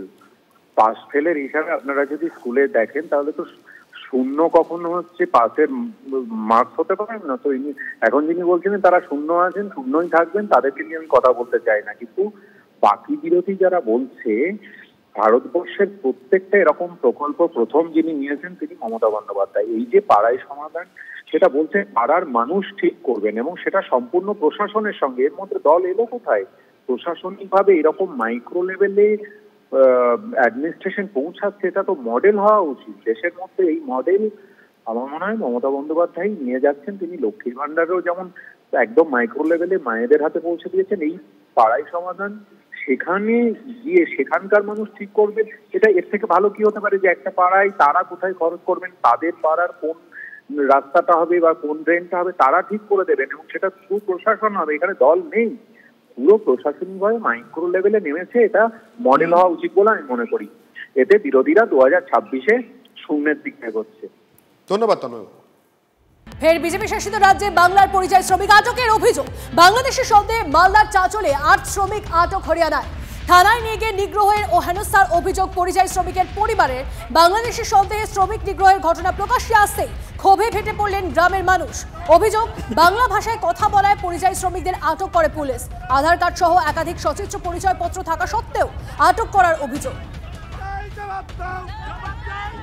দিল্লিতে গেছিল আমার একটা ভাই খাটতে, তো তারা নাকি বাংলা কথা বলার জন্য পুলিশে ধরে নিয়ে গেছে। কি কারণে নিয়ে গেছে কোনো দস্ত করেনি। এবারের দিন আমার কাকু রুমে বসেছিল, তারপরে পুলিশের গাড়ি এসে রুমে ঢুকে গেছে। ঢুকে বলছে আমার কাকুকে, চলো তোমাকে যেতে হবে এখান থেকে। তো বলছে, আমার কাকু বলছে আধার কার্ড দেখাও আগে। আমার কাকু বলছে আধার কার্ডটা দেখালো। দেখার পরে বলছে তুমি গাড়িতে উঠো। গাড়ি থেকে পুলিশ ধরে নিয়ে চলে গেল। হ্যাঁ, বাংলায় কথা বলাই অপরাধ। এদিকে ভিন রাজ্যে বাঙালি শ্রমিকদের হেনস্থার অভিযোগ। ক্ষুব্ধ মুখ্যমন্ত্রী। সম্প্রতি বাংলাদেশের সন্দেহে পরিযায়ী শ্রমিকের তথ্য নিয়ে রাজ্যকে চিঠি পাঠায় হরিয়ানার বিজেপি সরকার। পাল্টা নিয়ে ভাষা সন্ত্রাসের অভিযোগ তুলেছেন মমতা বন্দ্যোপাধ্যায়। বাংলা দখল চেষ্টা চলছে, আক্রমণ শানিয়েছেন মুখ্যমন্ত্রী। বাংলাদেশ সাসপেক্ট করে আজকে আবার একটা চিঠি এসেছে হরিয়ানার গুরগাঁও থেকে, ডাবল ইঞ্জিন সরকার। অনেকগুলো নাম দিয়ে বলা হচ্ছে, মানে ডিএমদের কাছে এবং এসপিকেও বলা হয়েছে যে নামগুলো সব ভেরিফাই করে ইমিডিয়েট আমাদের জানাও এমএইচ এর গাইডলাইন্স অনুযায়ী। এরা কি চাইছে, বাংলাটাকে দখল করতে নাকি? মানে গায়ের জোরে বাংলা রাজ্যটাকে উঠিয়ে দিতে? ভাষা সন্ত্রাস চলছে। আমি সবাইকে বলবো কেউ ভয় পাবেন না, আমরা আমাদের কাজ আমাদের মতো করব। মানুষকে রক্ষা করা আমাদের দায়িত্ব এবং কর্তব্য। পশ্চিমবাংলার সরকার সেখানকার গরিব মানুষদের কাজ দিতে ব্যর্থ। তো ভিন রাজ্যে কাজ করতে গিয়ে যারা আজকে হচ্ছে যে আজকে এই রকম প্রশ্নের সম্মুখীন হচ্ছেন, এটা একটা বড় সমস্যা। এটাও ঠিক যে বাংলাদেশের মানুষ যেভাবে হচ্ছে বাংলাদেশিরা তারা অনুপ্রবেশ করছেন, ফর্জি সমস্ত কাগজপত্র তৈরি করছেন, এটাও কিন্তু আমাদের দেশের ক্ষেত্রে একটা ভয়ঙ্কর বিপদ। এর মধ্যে এবং যা যা ওখানে কোয়ারি করা হচ্ছে সেগুলো তারা জমা দিলে পরে নিশ্চয়ই এ ব্যাপারে যে তাদের কোনো রকম সমস্যা হবে। বিজেপি সাংসদের খগেন মুর্মু সাহেবের এই বিলম্বিত বোধোদয়কে আমরা ওয়েলকাম করব। যদি ওনার মতন আরও বিজেপি সাংসদরা বুঝতে পারেন ওদেরই ভালো। ওরা যত কম বুঝবেন, না বুঝবেন ওদের ক্ষতি, বুঝতে পারলেই ওদের ভালো। এবার চলুন হরিয়ানার দিকে একবার নজর রাখতেই হচ্ছে, কারণ হরিয়ানায় আটক বাংলার 11 জন পরিযায়ী শ্রমিক। অভিযোগ, বাংলাভাষী হওয়ায় তাদের আটক করা হয়েছে। সূত্রের খবর, গুরুগ্রামের বিভিন্ন থানার ক্যাম্পে তাদের রাখা হয়েছে। আটক শ্রমিকরা দক্ষিণ দিনাজপুরের গঙ্গারামপুরের বিভিন্ন এলাকার। গঙ্গারামপুরের 2 জন, কুশমন্ডির 2 জন এবং হরিরামপুরের 7 জন আটক রয়েছে। জেলা পুলিশ সূত্রে জানা গেছে, আটক হওয়া শ্রমিকরা ভারতীয় নাগরিক কিনা তা যাচাই করতে দক্ষিণ দিনাজপুরে আসবে হরিয়ানার পুলিশ। গঙ্গারামপুরের শ্রমিক আব্দুর হোসেন কয়েক বছর ধরে গুরুগ্রামে টোটো চালাচ্ছেন। আতঙ্কে রয়েছেন আব্দুরের পরিবার সহ বাকি শ্রমিকদের পরিবার। হরিয়ানায় গাড়ি চালাচ্ছিল, ও খাইতে আসছিল, তখন ওকে বলছে এদেরকে আসামিগুলো ধরছি, ওদের পৌঁছাই দিয়েছো। পৌঁছাতে যাই ওকে সব ঢুকাই দিছি, আর ছাড়িচ্ছে না। কি মানে কি কারণ দেখিয়ে তাকে আটকে রাখা হয়েছে? বাংলাদেশি। বাংলাদেশি? হ্যাঁ। আপনারা মানে কোথাকার নাগরিক? এখানকারই। বংশী থানার পুলিশ যাই, ওখানে লোক ধরেছিল, আরও 10 ধরেছে ওখানে। তো আমার ছেলে আসতেছিল, আমার ছেলেকে বললো যে তুমি এগুলো নাকি থানায় পৌঁছে দিয়ে আসো। তো থানায় পৌঁছে গেছে, ওখানে যেয়ে ওকে আটকে দেওয়া হয়েছে। তা আমরা বাড়ি থেকে আসে প্রমাণপত্র সব কিছু দিলাম, তবু এখনও ছাড়ানো হয়নি। আমরা খুব ভয়ের মধ্যে রয়েছি, কারণ আমাদের সঙ্গে এরকম হতে পারে সেটা বলা যাবে না। কিন্তু আমরা তো গরিব অসহায় লোক, কী করব? দেশের মধ্যে তো জমি জায়গা নাই দিয়ে আমরা করে খাবো, তাই আমরা বিদেশ যাচ্ছি একটু কাজকর্ম খাওয়ার জন্যে, ছেলেমেয়েদের মানুষ করার জন্য। কিন্তু এইভাবে যদি হয় তাহলে আমরা কীভাবে? হাইকোর্টে পরিযায়ী শ্রমিক মামলা। এবার আপনারা জানেন যে কলকাতা হাইকোর্টে ইতিমধ্যে পরিযায়ী শ্রমিকদের এই হেনস্থা নিয়ে মামলা হয়েছে এবং সেই মামলায় সব পক্ষকে ইতিমধ্যেই পার্টি করেছে কোর্ট। বাংলার অভিযোগ সেখানে আজ উড়িয়ে দিল ওড়িশা সরকার। কিভাবে বিস্তারিত জানবো আমাদের প্রতিনিধি শ্রাবন্তীর সঙ্গে কথা বলে। শ্রাবন্তী, জানতে চাইবো আজকের শুনানি সম্পর্কে। দেখো, আজকে উড়িষ্যার এজে তিনি পিআর করেছিলেন ভার্চুয়ালি এবং সেখানে তিনি জানান, স্পষ্টভাবে ব্যাখ্যা দেন যে কাউকে আটক করা হয়েছে, কাউকে আটক করা হয়েছিল, কিন্তু কোনো রকম ভাবে গ্রেফতার করা হয়নি। যে তথ্য বারবার দেওয়া হচ্ছে যে শুধুমাত্র বাঙালি বলেই আটক, সেটা সম্পূর্ণ বিভ্রান্তমূলক। রাজ্যের হয়ে আজকে কল্যাণ বন্দ্যোপাধ্যায় সওয়াল করেন এবং বিরোধিতা করে বলেন যে যেভাবে বাঙালিদের সামনে নিয়ে আসা হচ্ছে, সেখানে কখনো গুজরাটি বা তামিলরা তাদের কি কোনো সংখ্যা দেখাতে পারবে যে তাদেরকে আটক করা হয়েছে? তপব্রত চক্রবর্তী ডিভিশন বেঞ্চ সেখানে আগে কাউকে আটক করা হয়েছিল নাকি গ্রেফতার করা হয়েছিল ইত্যাদি নিয়ে পুঙ্খানুপুঙ্খ রিপোর্ট দেবে।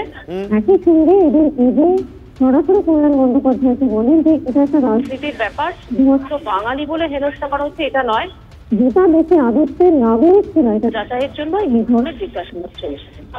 ধন্যবাদ শ্রাবন্তী। আচ্ছা, 26-এর ভোটে কি খড়গপুর থেকে লড়তে চান? ধোঁয়াশা জারি রাখলেন দিলীপ। দল প্রথমবার পছন্দের কথা জানতে চাওয়ায় খড়গপুর বলেছিলাম, পরের বার মেদিনীপুর বলেছি, দুবারই জিতেছি। তৃতীয়বার কেউ জিজ্ঞেস করেনি, তার ফল সবাই দেখেছে। দল বললে ফের ভোটে লড়বো, জানালেন দিলীপ ঘোষ। পার্টি আমাকে 3বার ক্যান্ডিডেট করেছে, আমি কখনো টিকিটও চাইনি, পদও চাইনি। পার্টি মনে হয়েছে দেওয়া উচিত। মাননীয় অমিত শাহ প্রেসিডেন্ট ছিলেন, তিনি বলছেন নাই নাই বড়ে লিডার কো লড়না চাইয়ে। আমি 6 মাস প্রেসিডেন্ট হয়েছি, 1 বছর আগে পার্টিতে এসে আমাকে বলা হয় ইলেকশন লড়তে হবে, পার্টির নির্দেশ মেনে নিয়েছি। হ্যাঁ, চয়েস জিজ্ঞেস করা হয়েছিল, আমি খড়গপুর বলেছিলাম অ্যাসেম্বলিতে। পরের বারে 3 বছর পরে আবার বলে ইলেকশন লড়ো, জিজ্ঞেস করা হলো, আমি মেদিনীপুর বললাম, জিতেছি। তৃতীয়বার আমাকে কেউ জিজ্ঞেস করেনি। বলে 26-এ খড়গপুরে বিজেপির প্রার্থী আপনি? না, এটা আপনিও বলতে পারেন না, আমিও বলতে পারেন না। পার্টির যে নির্বাচন কমিটি হবে, পার্লামেন্টারি বোর্ড আছে, তারা ঠিক করবেন। এদিকে আবার দিলীপ ঘোষ ঘাটালের সাংসদ, তাকে কটাক্ষ করতে ছাড়ছেন না। দেবকে ভালো ছেলে বলেও নিষ্কর্মা বলে কটাক্ষ দিলীপ ঘোষের। কার চাপে রাজনীতি করছেন দেব? কেন বারবার ঘাটালের মানুষকে ধোঁকা দিচ্ছেন? প্রশ্ন দিলীপ ঘোষের। ভালো ছেলে, কিন্তু এরকম ভালো ছেলে, নিকম্মা ভালো ছেলে কি হবে? আমার ছেলে সে কোনো কাজে নেই, কার চাপে সে রাজনীতি করছে? কেন বারে বারে দাঁড়িয়ে ঘাটালের লোককে ধোঁকা দিচ্ছে? ব্ল্যাকমেল করে রাজনীতি করা হচ্ছে। এমনকি তাকে যে ডাকানো হয়েছিল গরু পাচারের টাকা বলে, টিএমসির লোকেরাই করেছে কনস্পিরেসি, এবং প্রত্যেকবার তাকে বলা হয় তুমি যদি ভোটে না দাঁড়াও তোমার সিনেমা বন্ধ করে দেবো, প্রোডাকশন বন্ধ করে দেবো। সে বাধ্য হয়ে যাচ্ছে। আমি যে তোমার কি মজবুরি আছে ভাই? মেদিনীপুরের লোক একবার মুড়ি খেয়ে পান্তা খেয়ে আর বেঁচে থাকে, মাথা নিচু করে না। ওই চোরেদের কাছে মাথা মতো করো না, দম থাকে বেরিয়ে এসো। প্রতি বছর বর্ষা এলেই জলে ভাসে ঘাটাল, এবার বানভাসী হতে হয়েছে ঘাটালবাসীকে। আমরা আপনাদের ছবি দেখিয়েছি, কিন্তু কি হলো ঘাটাল বাঁচার প্ল্যানের? বিরোধীদের প্রশ্নের মুখে মুখ খুললেন দেব। যে কোনো জিনিসের জন্য সময় লাগে, 2-3 মাসের কাজ হলে এত সময় লাগতো না। জানি আমার দায়িত্ব, জোর করে কাদা ছড়াছড়ির মধ্যে আপত্তি আছে। কথা বললেই কথা বাড়বে, যারা ভোট দিয়েছে তারা জানে কি কাজ করেছি, তারা জানলেই যথেষ্ট। মন্তব্য ঘাটালের সাংসদের। মানুষের যেটা আমি পোস্টও করেছিলাম ঘাটাল বন্যা নিয়ে, কি ঘাটাল মাস্টার প্ল্যান কোথায় ঘাটাল, তো আমি বললাম কি যে কোনো জিনিসে একটা সময় লাগে, এটা 2-3 মাসে যদি হয়ে যেত তাহলে এটা 70-80 বছর ওয়েট করতে হতো না। তো এটা 2-3 মাসের প্রজেক্ট, 2-3 মাসের, এটা বড় প্রজেক্ট বলেই এতটা সময় লেগেছে। এবং এটাও সত্যি কি আমি তো ঘাটালে প্রথম এমপি নয়, আমার থেকে বড় বড় নেতারা এখানে এমপি হয়েছেন। গুরুদাস গুপ্ত তিনি এখানকার এমপি 7 টাইম এমপি ছিলেন। তো যদি এত সহজ হতো তো এটা অনেক আগে হয়ে যেত। সে আমি রাজনীতি ছিলাম না, তবু তো আমি রাজনীতি যারা করেছে তার থেকে বেশি কাজ করছি। তো আমি জানি আমার দায়িত্ব, বাট যে কোনো জিনিস না, যে কোনো জায়গায় সমালোচনা হবে, আর সেটা থাকা ভালো, আমার তাতে কোনো আপত্তি নেই। কিন্তু জোর করে কাদা ছোড়াছুড়ির মধ্যে আপত্তি আছে, সেজন্য আমি কারোর উপরে কাদা ছুড়ি না, কেউ কিছু বলি না, কারণ বললেই কথা বাড়বে, আর কথা বাড়িয়ে কথার কোনো শেষ নেই। কাজ করো, কাজ করে যারা যারা যারা তোমাকে ভোট দিয়েছে, যারা তোমার এরিয়া, তারা জানে তুমি কাজ করছো কি করছো না, তারা জানলেই আমার জন্য যথেষ্ট। এবার একটু ওয়েদার আপডেট দিয়ে আপনাদের। নিম্নচাপের আশঙ্কায় প্রবল বৃষ্টির পূর্বাভাস দক্ষিণবঙ্গে। কাল দক্ষিণবঙ্গের 6 জেলায় ভারী বৃষ্টির সতর্কতা। আর ঠিক কি আপডেট রয়েছে জানবো, আমাদের প্রতিনিধি কমলেশ আমাদের সঙ্গে রয়েছে। কমলেশ, তন্নিষ্ঠা, দক্ষিণবঙ্গে নতুন করে বৃষ্টি বাড়ার একটা পূর্বাভাস রয়েছে। আজ থেকেই উপকূলে বৃষ্টি অনেকটা বেড়ে যাবে এরকম পূর্বাভাস ছিল, কিন্তু এখনও পর্যন্ত সে অর্থে ঠিক নিম্নচাপের বৃষ্টি যেরকম হয় সেই বৃষ্টি এখনও শুরু হয়নি। বিক্ষিপ্ত বৃষ্টি কিছু জায়গায় জেলায় জেলায় হচ্ছে। আসল কারণ হচ্ছে যে নিম্নচাপটা গতকালই যেটা বলছিলাম যে একটা নিম্নচাপ সৃষ্টি হতে চলেছে, এই নিম্নচাপের একটা ঘূর্ণাবর্ত সেটা আসছে চীন সাগর থেকে, সেটা তার পথে একটু দেরি হচ্ছে। এই মুহূর্তে সেটা ভিয়েতনামের ওপর রয়েছে। ওই ঘূর্ণাবর্তটা আগামী 24 ঘন্টার মধ্যে বঙ্গোপসাগরে চলে আসবে এবং তারপর নতুন করে শক্তি বাড়িয়ে 2 দিনের মধ্যে নিম্নচাপে পরিণত হবে। সেই কারণে কাল, পরশু এবং মানে বৃহস্পতি, শুক্র, শনি 3 দিন দক্ষিণবঙ্গের বিভিন্ন জেলায় ভারী থেকে অতি ভারী বৃষ্টির সতর্কতা রয়েছে। শুক্রবার কলকাতাতেও ভারী বৃষ্টি হতে পারে এবং যে অঞ্চলগুলো ইতিমধ্যেই ভেসেছে, যেমন পশ্চিম মেদিনীপুর, বাঁকুড়া, হুগলি, এই জেলাগুলোতে ভারী থেকে অতি ভারী বৃষ্টি, অর্থাৎ 24 ঘন্টা স্প্যানে 200 মিলিমিটার পর্যন্ত বৃষ্টি হতে পারে। ফলে নতুন করে প্লাবনের আশঙ্কা রয়েছে। যেহেতু ঝাড়খণ্ডে অনেক বৃষ্টি হবে, ফলে ঝাড়খণ্ডের জলও বিপদ বাড়তে পারে। তন্নিষ্ঠা, বেশ ধন্যবাদ কমলেশ। হাসপাতালের স্বাস্থ্যই অস্বাস্থ্য। খড়গপুর সদর হাসপাতালের আউটডোর থেকে বিভিন্ন ওয়ার্ডে কুকুর বিড়ালের অবাধ বিচরণ, আতঙ্কিত রোগী এবং রোগীর পরিজনেরা। কদিন আগে উত্তরবঙ্গ মেডিকেল কলেজের করিডোরে পড়ে থাকা মৃতদেহ খুবলে খায় কুকুর বলে এমনই মারাত্মক অভিযোগ উঠেছিল। সেখানে খড়গপুর সদর হাসপাতালে মেডিসিন, মহিলাদের ওয়ার্ডে ঘুরে বেড়াচ্ছে কুকুর বিড়াল অবাধে। শুধু তাই নয়, রোগীর পরিজনদের জন্য তৈরি হওয়া কমিউনিটি টয়লেট, রেস্টরুম সবই বন্ধ। গাঁটের কড়ি খরচ করে পরিষেবা পাচ্ছেন রোগীরা। ক্যাম্পাসের বিভিন্ন জায়গায় এখনও জল জমে রয়েছে, সেই জল পেরিয়ে যাতায়াত করতে হচ্ছে রোগীদের। সব অভিযোগের কথা কার্যত মেনে নেন মুখ্য স্বাস্থ্য আধিকারিক। দ্রুত রোগী কল্যাণ সমিতির বৈঠক ডেকে সমস্যা সমাধানের আশ্বাস দিয়েছেন তিনি। রাত্রে 9:30টার সময় ভর্তি করলাম পেশেন্ট, এখানে কুকুররা সারা রাত দেখছি ঘরের রুম ভিতর চলে যায়। না মানে আপনারা তো পেশেন্ট পার্টি, আপনাদের ভয় লাগে না যে কুকুর? এখন কি করবে, আমরাও তো এখন যে জীবনটা বাঁচাবার জন্য পড়ে আছি। বাইরে দেখলে বুঝতে হবে যে হসপিটালের ভিতরটা তো আরো নোংরা, বাহারটা আরো বেশি নোংরা পরিবেশ, কোনো ভালো নেই। হাসপাতালের ভিতরে কিছু কুকুর বিড়াল সব শুয়ে আছে। একটু পরে দেখবেন এখানে 10-12টা কুকুর এসে একটু পরে ডাক্তার আসছেন কিন্তু ওই যে 10টার জায়গায় 11টা 12টা। পৌরসভার সাথে একটা কোঅর্ডিনেশনের একটা গ্যাপ হচ্ছে। ওই কমিউনিটি টয়লেট বা জলের ব্যাপারগুলো ওরা পৌরসভা থেকে করতো। এবারে জানি না, আমাকে খোঁজ নিতে হবে, আমি খোঁজ নিয়ে দেখছি যা ব্যবস্থা নেওয়া সেটা নেব। ঘুরে বেড়ানোটা পুরোটা তো সিএমএইচ হিসেবে কন্ট্রোল করতে পারবো না, কিন্তু দেখছি আমি ইআরডি দপ্তরের সাথেও কথা বলছি যাতে করে ওদের অন্তত স্টেরিলাইজেশন, ভ্যাকসিনেশন এগুলোর ব্যবস্থা করানো যায়। কুকথাকাণ্ডে দিল্লিতে হাজিরা বীরভূম পুলিশের। জাতীয় মহিলা কমিশনের দপ্তরে বীরভূম পুলিশ। আইসিকে অনুব্রতর কুকথাকাণ্ডে নথি দিয়ে দিল্লিতে দুই অফিসারের বয়ানে সন্তুষ্ট নয় এনসিডব্লিউ। খবর সূত্রে অগস্টের দ্বিতীয় সপ্তাহে ফের তলব এনসিডব্লিউ। 14 জুলাই ভার্চুয়ালি হাজিরা দেন পুলিশ সুপার। এরপর ফের বীরভূমের এসপিকে হাজিরার নির্দেশ দেয় এনসিডব্লিউ। তদন্তে বীরভূম পুলিশের ভূমিকায় অসন্তুষ্ট এনসিডব্লিউ। ধনখড়ের হঠাৎ ইস্তফা, এবার সেই ইস্তফা ঘিরে বিস্ফোরক দাবি কল্যাণ বন্দ্যোপাধ্যায়। ধনখড়কে থ্রেট করে ইস্তফা দিতে বাধ্য করা হয়েছে। রাত 9টার মধ্যে ইস্তফা না দিলে ইমপিচমেন্টের হুমকি দেওয়া হয়। চাঞ্চল্যকর অভিযোগ তৃণমূল সাংসদের। মোদির কথা না শোনায় ধনখড়কে সরানোর অভিযোগ। দেশের পরবর্তী উপরাষ্ট্রপতি করা হতে পারে রাজনাথ সিংকে, দাবি কল্যাণের। ওনাকে থ্রেট করে রিজাইন করানো হয়েছে, মানে এমন পর্যন্ত থ্রেট হয়েছিল যে রাত্রি 9টার মধ্যে যদি রিজাইন না করে তাহলে পরের দিন ওনার এগেন্সটে ইমপিচমেন্ট মোশন আনবে। তো উনি সংবিধান অনুযায়ী কাজ করেন, তো কাজ করেছেন আর কি, কিছু কিছু কাজ তো সংবিধান অনুযায়ী করেছে, সব কাজ নাই বা করুন, কিন্তু যে কাজটা নরেন্দ্র মোদীর পছন্দ হয়নি, আর নরেন্দ্র মোদী তো চায় না কেউ সংবিধান অনুযায়ী কাজ করুক। যে সাংবিধানিক অধিকারিকরা রয়েছে যেখানে যেখানে রয়েছে সব নরেন্দ্র মোদী বা অমিত শাহর কথা শুনে চলবে, সেটাও তো হয় না। তাই আমার কাছে মনে হচ্ছে যে এটা একদম টোটালি ডিফারেন্ট থিং, শারীরিক অসুস্থতার কারণ নয়। 50 জন লোককে রাজনাথ সিংয়ের ঘরে বসিয়ে রেখেছিল, 50 জন এমপিকে, এবং সই করিয়েছিল ইমপিচমেন্ট করানোর জন্য। আর এখনো আবার শুনছি যে রাজনাথ সিংকে সাইডলাইন করে দেওয়ার জন্য ভাইস প্রেসিডেন্ট হিসেবে রাজনাথ সিংকে দেবে। কাল অন্য কথা বলেছিলেন কল্যাণ, মুখ্যমন্ত্রীর ধমক খেয়ে হয়তো অবস্থান বদল করেছেন। পাল্টা খোঁচা বিজেপির সাংসদ সৌভিক ভট্টাচার্যের, তৃণমূলের বিরুদ্ধে দ্বিচারিতার অভিযোগ বিজেপির রাজ্য সভাপতির। কল্যাণ বন্দ্যোপাধ্যায় গতকাল তো অন্য কথা বলেছিলেন, তিনি বলেছিলেন শারীরিক কারণে জগদীপ ধনখড় পদত্যাগ করেছেন, তারপরে হয়তো ওনাকে বকে দেওয়া হয়েছে। মুখ্যমন্ত্রীর ধমক খেয়ে আজকে অবস্থান বদল করে নিয়েছেন। জগদীপ ধনখড়ের সঙ্গে তৃণমূলের কি সম্পর্ক প্রত্যেকের জানা। জগদীপ ধনখড় যখন রাজ্যপাল ছিলেন তখন কি করেছিলেন সেটাও মানুষ জানেন। তৃণমূলের রাজনীতি দ্বিচারিতার রাজনীতি, তৃণমূলের রাজনীতি বারবার অবস্থান পরিবর্তন করার রাজনীতি, বিরোধিতার জন্য বিরোধিতা করার রাজনীতি। কিন্তু ঠিক কোন প্রেক্ষাপটে সৌভিক ভট্টাচার্যের এই মন্তব্য, অর্থাৎ গতকাল কল্যাণ বন্দ্যোপাধ্যায় ঠিক কি বলেছিলেন শুনুন। 5 মাসের পর থেকে অসুস্থ ছিলেন, এটাও ঘটনা। উনি সুস্থ থাকুন, এটাই আমার একমাত্র ভগবানের কাছে কাম্য থাকবে। অলরেডি ওনার রেজিগনেশন লেটার অ্যাকসেপ্ট করে গেছে। তবে আরেকটা নিউজ এখন দেখছি, একটা নিউজ শুনছি, সাইডলাইন করার জন্য রাজনাথ সিংকেও ভাইস প্রেসিডেন্ট করতে পারে নরেন্দ্র মোদী, এটাও আবার শুনলাম যে নীতিশ কুমার যাতে চিফ মিনিস্টার না হয় তার জন্য করতে পারে।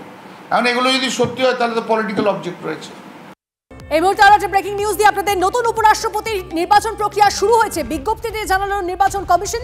তবে চলতি অধিবেশনের মধ্যে নতুন উপরাষ্ট্রপতি নির্বাচন সম্ভব নয়, কারণ সংসদের 2 কক্ষের সাংসদদের ইলেকটোরাল কলেজ তৈরি করা সময় সাপেক্ষ। কমিশনের বিজ্ঞপ্তি জারির অন্তত 32 দিন পর হয় নির্বাচন। প্রার্থীদের মনোনয়ন জমার জন্য সময় দিতে হয় 14 দিন। স্ক্রুটিনি ও মনোনয়ন প্রত্যাহারের জন্য ধার্য হয় আরও 3 দিন। এই প্রক্রিয়া শেষ হওয়ার 15 দিন পর করতে হয় নির্বাচন। সংসদের বাদল অধিবেশন শেষ হবে 21 অগস্ট। পরে খবরে আসি, রাজধানীর উপকণ্ঠে নকল দূতাবাস। পশ্চিম আফ্রিকার একাধিক দূতাবাসের নাম করে নয়ডায় চলছিল নকল অফিস। উত্তরপ্রদেশ এসটিএফ এর হাতে গ্রেপ্তার হর্ষবর্ধন জৈন নামে এক ব্যক্তি। অফিস থেকে বাজেয়াপ্ত বিদেশ মন্ত্রকের একাধিক জাল নথি, 34টি দেশের সিল, জাল নম্বর প্লেট লাগানো একাধিক গাড়ি, জাল প্যান কার্ড। যে সমস্ত দেশের দূতাবাস নেই এমন বেশ কয়েকটি ছোট ছোট দেশের নকল দূতাবাস চালাচ্ছিল অভিযুক্তরা। আরও একবার আপনাদেরকে জানিয়ে রাখি, রাজধানীর উপকণ্ঠে নকল দূতাবাস। পশ্চিম আফ্রিকার একাধিক দূতাবাসের নাম করে নয়ডায় চলছিল নকল অফিস। উত্তরপ্রদেশের এসটিএফ এর হাতে গ্রেপ্তার হর্ষবর্ধন জৈন নামে এক ব্যক্তি। অফিস থেকে বাজেয়াপ্ত বিদেশ মন্ত্রকের একাধিক জাল নথি, 34টি দেশের সিল, জাল নম্বর প্লেট লাগানো একাধিক গাড়ি, জাল প্যান কার্ড। যে সমস্ত দেশের দূতাবাস নেই এমন বেশ কয়েকটি ছোট ছোট দেশের নকল দূতাবাস চালাচ্ছিল অভিযুক্তরা, এমনটাই জানা যাচ্ছে। চাঞ্চল্যকর খবর, রাজধানীর উপকণ্ঠে নকল দূতাবাস।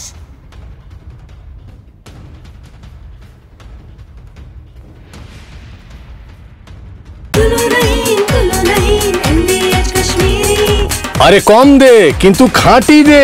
MDH কাশ্মীরি লাল লঙ্কার গুঁড়ো। MDH